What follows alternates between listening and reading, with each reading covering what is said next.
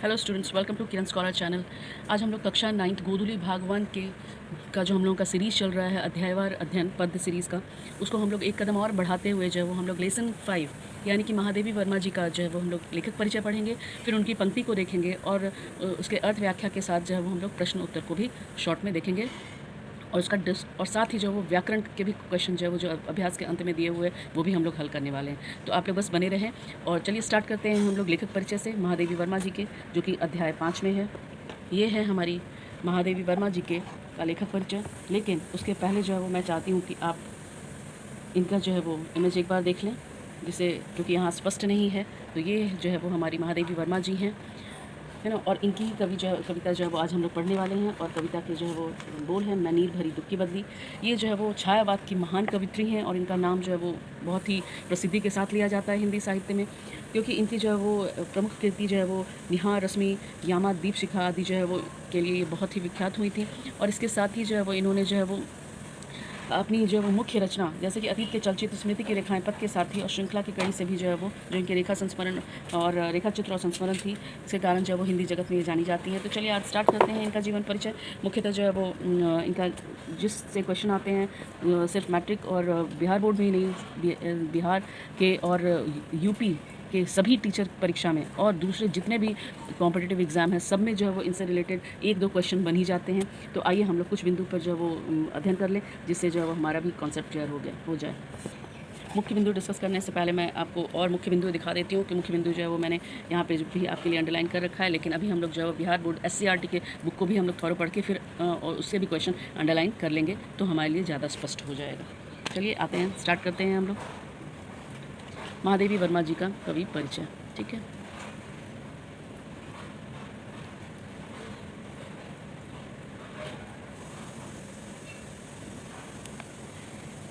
तो सबसे पहले देखेंगे हम कि महादेवी वर्मा जी का जन्म जो है वो सन 1907 ईस्वी में हुआ था, उत्तर प्रदेश के फर्रुखाबाद जिले में हुआ था। ठीक है, उनकी शिक्षा दीक्षा जो प्रयाग में हुई थी, प्रयाग महिला ज्ञानपीठ में जो वो प्राचार्य पद पर लंबे समय तक कार्य करते हुए उन्होंने लड़कियों की शिक्षा के लिए काफ़ी प्रयत्न किए। सन 1987 में जो उनका देहांत हो गया। देहांत कब हुआ उनका, तो ध्यान रखेंगे आप, देहांत 1987 ईस्वी में हुआ था।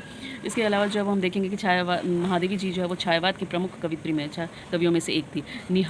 निहार, रश्मि, यामा, दीपशिखा इनके काव्य संग्रह हैं। ठीक है, काव्य संग्रह कविता के साथ उन्होंने सशक्त गद्य रचनाएं भी लिखी, जिनमें रेखाचित्र और संस्मरण प्रमुख है। ठीक है, रेखाचित्र और संस्मरण इनकी बहुत प्रमुख हैं, जिसमें से कि अतीत के चलचित्र, स्मृति की रेखाएं, पथ के साथी, श्रृंखला की कड़ियाँ, दिख रहा होगा आपको, श्रृंखला की कड़ियाँ इनकी प्रमुख रचनाएं हैं, गद्य रचनाएं हैं। महादेवी वर्मा जी को साहित्य अकादमी और भारत भारती तथा ज्ञानपीठ पुरस्कार से सम्मानित किया गया। भारत सरकार ने उन्हें पद्म भूषण से अलंकृत किया। ठीक है, यानी कि उनको पद्म भूषण मिला, साहित्य अकादमी पुरस्कार मिला, भारत भारती पुरस्कार मिला, ज्ञानपीठ पुरस्कार मिला। महादेवी वर्मा की साहित्य साधना की पृष्ठभूमि में अब देखेंगे हम लोग कि क्या है। महादेवी साहित्य साधना की पृष्ठभूमि में एक और आज़ादी के आंदोलन की प्रेरणा है, तो दूसरी ओर तो भारतीय समाज के स्त्री जीवन की वास्तविक स्थिति का बोध है। मतलब इनकी कविताओं में जो स्त्री जीवन के चरित्र को दिखाया गया, यही कारण है कि उनके काव्य में जागरण की चेतना के साथ साथ स्वतंत्रता की कामना भी अभिव्यक्त होती है। अब देखिएगा जरा, जागरण की चेतना के साथ स्त्री जीवन की जागरण की चेतना के साथ साथ स्वतंत्रता की कामना भी अभिव्यक्त होती है। दुख की अनुभूति के साथ साथ करुणा का बोध भी है। दूसरे छायावादी कवियों की तरह महादेवी वर्मा के प्रगीतों में भक्ति काल के गीतों की प्रतिध्वनि है, यानी कि भक्ति काल के जैसे गीत होते थे और लोकगीत की गूंज भी उनमें दिखाई पड़ती है। इन दोनों के साथ उनके गीतों में आधुनिक बौद्धिक मानस द्वंद्वों की भी अभिव्यक्ति, यानी कि आधुनिक युग का मानव जो है वो अपने दिमाग में उसके कितने द्वंद्व चल रहा है उसको भी उन्होंने जो है वो अभिव्यक्त किया। तो इस प्रकार आप देख सकते हैं कि उनके कविता का जो है वो और उनके रचना में मुख्य क्या क्या थी, तो स्त्री जीवन थी, जागरण थी, चेतना थी, उसके स्वतंत्रता की कामना थी, उसके बाद जो वो भक्ति काल के गीतों की भी झलक थी, भक्ति काल के गीत की झलक थी, लोकगीतों की गूंज थी, लोकगीतों की गूंज, है ना, लोकगीतों की गूंज थी। उसके बाद फिर आधुनिक बौद्धिक मानस के द्वंद्वों की भी अभिव्यक्ति थी। ये सब जो है वो उनके मुख्य पॉइंट है। लेकिन इसमें से जो है वो आपके जो मुख्य बिंदु बन जाते हैं वो सिर्फ यहाँ जन्म से बनते हैं और इनकी इससे क्वेश्चंस मुख्यतः आते हैं। ये आपको सिर्फ उनका व्यक्तित्व कैसा था, उनकी रचना का जो है वो मुख्य बिंदु क्या था, वो समझने में जो है वो आपको आसानी होगी। लेकिन मुख्य बिंदु जो है वो ऊपर है, इनके जन्म से और इनकी रचना, अतीत के चलचित्र, स्मृति की रेखाएं आदि से क्वेश्चन बन जाते हैं। ठीक है, उसके बाद जो है वो अब हम लोग जो है वो ये देखना चाहते हैं कि अब इस कविता में वो क्या कहना चाहती हैं। तो देखिए, मैं नीर भरी दुख की बदली मैं नीर इसको ही पढ़ ही लेते हैं हम लोग। महादेवी वर्मा के गीत विशिष्ट रचाव और संगीतात्मकता के कारण अत्यंत आकर्षक हैं। उनमें लाक्षणिकता, चित्रमयता और बिंब धर्मिता प्रधान है। इससे क्वेश्चंस नहीं आते, लेकिन आप समझ लीजिए लाक्षणिकता भी है, चित्रमयता भी है, मतलब आप उसको पढ़ के आप मस्तिष्क में एक चित्र बन जाएगा। और बिंब यानी कि उसका कंपैरिजन भी आप कर पाएंगे दूसरे से। जैसे कैसे कहते हैं हम लोग, चांद सा चेहरा है ना, तो इस तरह से मतलब कि चेहरा ऐसा जैसे मानो कि चांद हो, तो उसी तरह यही बिंब प्रधान, यानी कि हम लोग उनके कहानी को पढ़ के हम लोग बिंब के बारे में सोच सकते हैं, उससे तुलना कर सकते हैं। नए बिंबों और प्रतीकों के माध्यम से प्रगीतों की अभिव्यक्ति को नया रूप दिया है। उनकी भाषा प्राय तत्सम शब्दों से निर्मित है। ठीक है, अब हम लोग कविता विशेष के बारे में पढ़ने वाले हैं कि मैं नीर भरी दुख की बदली, है ना, मैं नीर भरी दुख की बदली कविता संग्रह, ये बहुत इंपॉर्टेंट है, यामा से ली गई है। ये जो हम लोग पढ़ने वाले हैं मैं नीर भरी दुख की बदली, ये महादेवी जी के कविता संग्रह यामा से ली। कविता संग्रह क्या होता है? एक बुक होता है जिसमें बहुत सारी कविताएं होती हैं, और उस बुक का नाम था यामा, और उसी में जो ये कविता संग्रहित थी। ये क्वेश्चन यहाँ से बनते हैं आपके।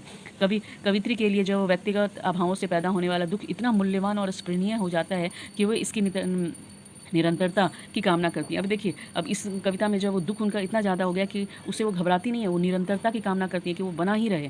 ठीक है, और मैं अपने नीर भरी दुख की बदली कहती है, और अपने को वो अपने आप को क्या कह रही है? नीर भरी दुख की बदली कह रही है, यानी कि वह बादल जो कि एकदम आंसू से भरा हुआ है, और वो जो है वो क्या है? वो बरसना चाहता है।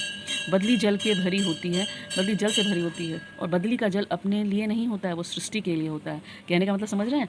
वो अपने को बादल से कंपैरिजन कर रही है, और बादल का जल जो होता है वो सिर्फ बादल के लिए नहीं होता है, वो पूरे सृष्टि को जो है वो क्या करता है? सींच देता है, हरा भरा बना देता है। तो सेम चीज़ उनका ये आंसू जो है, इनकी जो आंसू की अभिव्यक्ति है, वो सिर्फ उनके लिए ही फ़ायदेमंद नहीं है, बल्कि जो है वो पूरे लोगों के अंदर जो कुंठा का भाव है उसको जो है वो अभिव्यक्त करने का माध्यम रखती है। वही ये कहना चाह रही हैं। वो तप्त विश्व को नहलाती हैं, वो जो पूरा विश्व गर्म है उसको जो है वो नहला देती हैं अपने आंसू से। बदली विश्व के लिए जल लेकर आती है, पूरे आकाश में छा जाती है, लगता है पूरा आकाश उसका अपना है, किंतु जल बरसा कर समूचा अस्तित्व समाप्त हो जाता है। यानी जब वो आंसू पूरा बरसा देती है, बादल जब अपना पूरा पानी बरसा देती है तो उसका अस्तित्व समाप्त हो जाता है, लेकिन पूरे धरती को क्या कर देती है? वो सींच देती है। तो सेम चीज़ है, वो अपने आंसू से जो है वो क्या करती है? वो दूसरे के जो वो घावों को भरना चाहती है, दूसरों को जो है वो तृप्त करना चाहती है।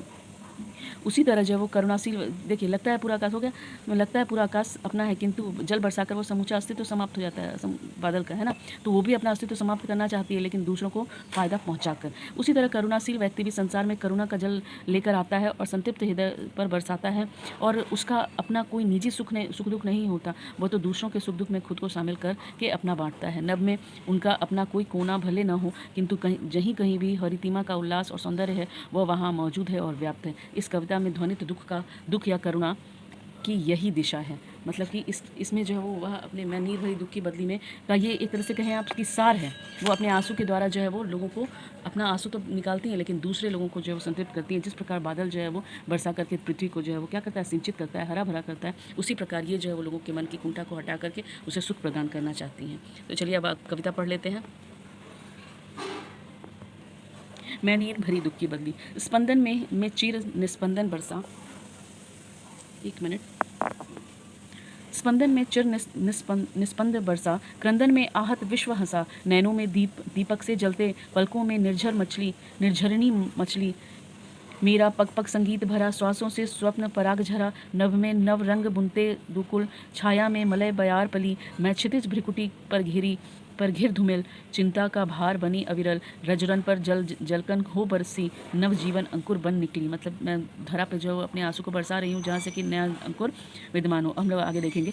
पथ को न मलिन करता आना, पद चिन्ह न दे, सॉरी चलिए यहाँ से देख लेते हैं। मैं क्षितिज भ्रिकुटी पर घिरी धूमिल, चिंता का भार बनी अविरल, रचकन पर जलकन बरसाती, नव जीवन अंकुर बन निकलती, पथ को न मलिन करता आना, पद चिन्ह न दे जाता जाना, सुधी मेरे आगम की जल में सुख की सिंहरण हो अंत खिली, विस्तृत नभ का कोई कोना, मेरा न अभी अपना होना, परिचय इतना इतिहास यही, उम्री कल थी मिट आज चली। ये इनकी कविता हो गई। अब देखिए, स्पंदन में चिर निस्पंदन बरसा, क्रंदन में आहत विश्व हंसा, नैनों में दीपक से जलते, पलकों में निर्झनी मछली, मेरा पग संगीत भरा, श्वासों से स्वप्न पराग झरा। मतलब आप पहले वाले का आप जो है वो अर्थ समझ सकते हैं, और अर्थ आप देख भी सकते हैं अगर आप देखना चाहें तो। कि इसमें जो वो कवित्री यह कहती हैं कि इसमें जो वो निस्पंदन मतलब शांत हो जाता है। शब्दार्थ में आप देख लें, निस्पंदन मतलब शांत, कंपन रहित। क्रंदन मतलब जो है वो, क्रंदन मतलब होता है रोना। इसमें कवित्री कहना चाहती हैं कि कंपन में चिर शांति निवास करती है।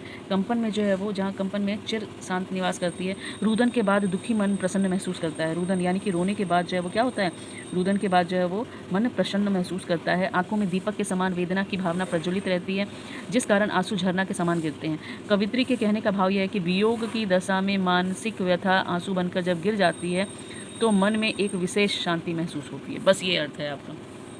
आप इसमें भी जो आप प्रसंग आप वैसे ही लिख सकते हैं। सबसे पहले स्टार्टिंग में कि यह पंक्ति जो है वो महादेवी वर्मा द्वारा रचित मैं निर्भरी दुख की बदली से ली गई है। इसमें जो है वो इन्होंने जो है वो क्या कहने का प्रयास किया है, इन्होंने जो है वो अपने इस वाले पंक्ति में देखिए, इसमें जो है वो इन्होंने क्या कहने का प्रयास किया है कि दुख की बदली जो है कि विरह वेदना की दशा में बड़ा ही, विरह की दशा जो होती है वो बहुत मार्मिक होती है, लेकिन इसका जो है वो निकल जाना जो है वो ये रहता है, ज़रूरी रहता है। ठीक है, अब दूसरा देखेंगे हम। मेरा मेरा पक पक संगीत भरा, श्वासों से स्वप्न पराग झरा, नव में नव रंग बुनते दुकुल, छाया में मलय बयार पली, है ना। तो इसका जो है वो अर्थ भी जो है आप देख सकते हैं। इसका अर्थ जो है वो यहाँ पे दी हुई है, आप अर्थ देख लेंगे यहाँ पे। कवित्री के शब्दार्थ भी है यहाँ पे, ठीक है, और अर्थ भी जो है आपके लिए यहाँ पे मैं अंडरलाइन कर लेती हूँ।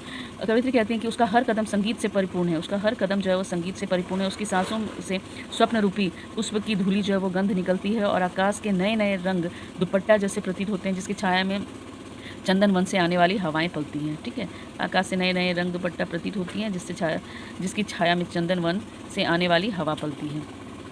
कहने का तात्पर्य यह है कि जो है वो वह अपने वेदना की दशा का जो है वो यहाँ पे वर्णन करती हुई कहती हैं कि जो है वो कि इस दशा में हर एक कदम मतलब मेरा हर एक कदम जो संगीतमय हो गया है। ठीक है, ये कहना चाह रही हैं कि मेरा हर एक कदम जो है वो पग यानी कि हर एक कदम संगीतमय हो गया है, और श्वासों में जो स्वप्न निखर रहा है कि जो है वो इस नीर भरी दुख की बद्दी से जो है वो क्या होगा, पूरा जो है वो आकाश जो है वो नए नए रंग के दुपट्टा से जो है वो सज्जित हो जाएगा, और उसकी छाया में जो है वो वहाँ से जो हवा निकलेगी वो सबको क्या करेगी, मलय बयार मतलब हवा निकलेगी, वो सबको क्या करेगी, सुकून देगी। सेम चीज़ जो है वो मैं क्षितिज भ्रिकुटी पर घिर धूमिल चिंता का भार बनी अविरल, रचकन पर जलकन हो बरसती, नव जीवन अंकुर बनती। इसका जो है वो, इसका भी आप अर्थ देख लेंगे। यहाँ पे आपके जो अर्थ दिए हुए हैं। कवि कहती हैं कि वह अपने अज्ञात प्रिय मिलन की क्षीण आशा अथवा निराशा के कारण उसकी चिंता लगातार बढ़ती जा रही है, और उसे लगता है जैसे प्यासी धरती पर बादल जल बरसा कर नया जीवन प्रदान करती है, अर्थात तप्त धरती को शांति प्रदान करती है। वैसे ही वेदना रूपी आंसू के जल गिरने से उनके मन की मलिनता और निराशा जो है वो दूर होती जाती है, इसमें नई आशा का संचार होता है। मतलब कहने का मतलब कि वो इसमें जो है वो क्या कह रही हैं कि मेरे दुख की बदली से जो है वो क्या हो रहा है, वो मेरी दुख तो जो है वो निकल रही है, लेकिन जो है वो दूसरे के लिए जो है वो क्या कर रही है, वो आशा का संचार कर रही है और दूसरों को तृप्ति दे रही है, और इसी से जो है मुझे खुशी महसूस हो रही है। ठीक है, चौथे पंक्ति के लिए भी जो है वो पथ को न मलिन करता आना, पद चिन्ह न दे जाता जाना, सुधी मेरे आगम की जग में सुख की सिंगरन अंत खिली। इसमें भी जो है वो कवि क्या कहना चाह रही हैं, इसमें देख लीजिए आप। यहाँ पे थोड़े आवाज़ का ये है, इसलिए मैं इसको व्याख्या को अब जल्दी कंप्लीट करूँगी। कवित्री अपने अज्ञात और असीम प्रियतम से आग्रह करती है कि वह इस प्रकार आए कि आने वाला पथ न मलिन हो और ना ही कोई पद चिन्ह शेष रह जाए, बल्कि वह इस प्रकार आए कि मात्र सुख और आनंद ही अनुभव हो। ये अर्थ है आपका। आप पॉज करके आप इसका जो है वो ये भी आप व्याख्या भी देख सकते हैं, और भी पढ़ना चाहें तो आप पढ़ सकते हैं। वैसे ये कोई खास ज़्यादा इंपॉर्टेंट नहीं है। विस्तृत नव का अब देखिए नेक्स्ट में, अब हमारा लास्ट पंक्ति जो है वो चल रहा है। अभी हम लोगों ने ये वाला देख लिया, पथ को न मलिन करता, पद चिन्ह न दे जाता जाना, सुधी मेरे आगम की जग में सुख की सिंगरन हो अंत खिली। अब हम लोग देखेंगे इसमें विस्तृत नव का कोई कोना, मेरा न अभी अपना होना, परिचय इतना इतिहास यही, उम्री कल थी मिट आज चली। तो ये इसका जो है वो व्याख्या हम लोग देख लेते हैं। इसका अर्थ क्या है। कवित्री यह कहना चाहती हैं कि चाहे इस विस्तृत संसार में कोई अपना न हो, उसका परिचय तथा उसके जीवन का इतिहास यही हो, उसके मन में इतिहास में अमर बनने की विचार आए जो स्वतः नष्ट हो जाए। ठीक है, तो ये हम लोगों ने अर्थ देख लिया। इसमें अस्तित्वहीन बनकर जो वो रहने की इच्छा प्रकट करती है। इस प्रकार जो है वो हमारा ये कविता था, और ये कविता पूरा हो गया। नेक्स्ट जो है वो अभी आवाज़ के कारण जो है वो मैं आपका जो है वो अभ्यास नहीं करवा पा रही हूँ। हम लोग जो है वो इसके लिए एक और वीडियो शूट कर लेंगे। ठीक है, फिलहाल जो है वो आपके लिए जो मुख्य था वो यही था, नीर भरी दुख की बदली। अभ्यास में भी जो है वो आप सिर्फ ये कह दें कि महादेवी अपने को नीर भरी दुख की बदली, ये इंपॉर्टेंट क्वेश्चन है आपके लिए। उसके बाद सबसे ज़्यादा इंपॉर्टेंट क्वेश्चन वही है। ठीक है, उसके सप्रसंग व्याख्या तो हम लोगों ने देख ही लिया है। तो इस प्रकार आपका अभ्यास भी कंप्लीट ही हो गया है। ठीक है, अभ्यास भी आपका कंप्लीट ही हो गया है इसका भी। वैसे आप अगर इसका अभ्यास का क्वेश्चन अगर आप पॉज करके देखना चाहते हैं तो आप देख सकते हैं। ठीक है, ये मेन इंपॉर्टेंट क्वेश्चन आपका ये वाला क्वेश्चन है। महादेवी अपने को नीर भरी दुख की बदली क्यों कहती है? तो महादेवी अपने को नीर भरी दुख की बदली इसलिए कहती हैं क्योंकि वह अपने अज्ञात असीम अनंत चिन्मय सत्ता के वियोग में व्यथित है, यानी कि अपने पति से वो व्यथित हैं और इसी व्यथा के कारण उनकी आंखों से जो है वो आंसू निर्झर झरना की भांति बहती है। ठीक है, जिस प्रकार बादल जल से भरी रहती है और उसकी वेदना के कारण, इतना इंपॉर्टेंट नहीं है, सिंपल ये चीज़ है। ठीक है, उसके बाद फिर आप देख सकते हैं इसका ये दूसरे क्वेश्चंस भी आप देख सकते हैं और आप इससे जो है वो लाभान्वित हो सकते हैं। पॉज करके आप चाहें तो आप आंसर भी नोट डाउन कर सकते हैं। फिर हम लोग जो है वो जब अभ्यास खत्म हो जाएगा तो हम लोग क्वेश्चन आंसर्स का एक स्पेशल सेशन रखेंगे और मैं एक चैप्टर का क्वेश्चन आंसर्स भी मैं डिस्कस करने वाली हूँ। अभी शॉर्ट में आपके जो है वो शाब्दिक जो है वो कॉन्सेप्ट आ जाए, इसके लिए मैं ये वीडियो बनाई हूँ। सेम चीज़ जो है वो आप आगे भी देख सकते हैं। ये आप वीडियो पॉज करके अगर क्वेश्चन आंसर्स लिखना चाहें तो आप लिख सकते हैं और इसको कम छोटे ये में जो है वो ये एक क्वेश्चन इंपॉर्टेंट मुझे दिख रहा है। कवित्री अपने जीवन में आंसू को अभिव्यक्ति का महत्वपूर्ण साधन क्यों माना है ना? तो वह वेदना के गीत गाकर असीम सत्ता में समाहित होना चाहती हैं। उसके बाद जो है वो हाँ, नीर भरी दुख की बदली बनकर संतृप्त हृदय को शीतलता प्रदान करना चाहती हैं। दूसरी बात यह है कि आंसुओं के गिरते रहने से मन का मैल भी दूर हो जाता है और चित्त हल्का हो जाता है। मन का मैल दूर हो जाता है और चित्त हल्का हो जाता है, इसलिए भी वह अपने आंसू को अभिव्यक्त करती हैं। बस वो मीरा से प्रेरित हैं, ये ध्यान रखिएगा, मीरा से प्रेरित है। वो भी गीत गाकर जो है वो अज्ञात अनंत में मिल जाना चाहती थी, उसी से जो है वो मीरा की भांति जो है वो अपने दुख को व्यक्त करना चाहती है। बस इंपॉर्टेंट, बस इतना काफ़ी है आपके लिए। ठीक है, बस ये इस तरह के हो गए आपके। यहाँ भी आपके जो क्वेश्चंस हैं और भाषा की बात मैं ज़रूर डिस्कस करना चाहूँगी, जहाँ से क्वेश्चन आते हैं आपके। ये हैं आपके संधि विच्छेद है, नयन का ने प्लस अन, संगीत का सम प्लस गीत। ठीक है, यहाँ देख लीजिए ये क्वेश्चन, ये इंपॉर्टेंट क्वेश्चन है। नयन का ने प्लस अन, संगीत का सम प्लस गीत, निर्झरनी का निह प्लस झरणी, उसके बाद फिर निस्पंदन का निह प्लस स्पंद, है ना, ये हो गया। उसके बाद फिर लिंग निर्धारण करना है, सुख का, दीपक, चिंता, ये सब जो है वो आपके वाक्य के हिसाब से हो गए। पर्यावाची से भी जो क्वेश्चन आते हैं ये, इसलिए मैं इसको डिस्कस करूंगी। नव यानी कि आकाश, व्योम, विश्व का, संसार, दुनिया। नव का नूतन और नया, नयन का नेत्र और चक्षु। सेम चीज़ जो है वो विलोम शब्द है, जीवन का मरण, सुख का दुख, विस्तृत का संकरा या संकीर्ण, अपना का पराया, आज का कल। इस प्रकार आपके जो है वो व्याख्या सहित प्रश्नोत्तर और लेखक परिचय के साथ साथ हम लोगों ने पाठ का भी विश्लेषण किया। आशा करती हूँ कि ये आपके लिए उपयोगी सिद्ध होगा और आप और किस तरह से इसमें और क्या मॉडिफिकेशन चाहते हैं आप अपना राय दे सकते हैं और इसके लिए आप कमेंट बॉक्स पे टाइप करके बताएं कि आपको और किस पार्ट पे जो वो वीडियो चाहिए, किस क्लास पे वीडियो चाहिए, किस टॉपिक पे वीडियो चाहिए। मैं उस पर बनाने का प्रयास करूँगी। मैं अपनी तरफ से आपके लिए ये वीडियो बनाई हूँ। आशा करती हूँ कि आपको ये पसंद आए होंगे, लेकिन इसके रेक्टिफिकेशन के लिए अगर आप कोई राय देना चाहते हैं तो आप दे सकते हैं। बाकी इस वीडियो में बने रहने के लिए धन्यवाद।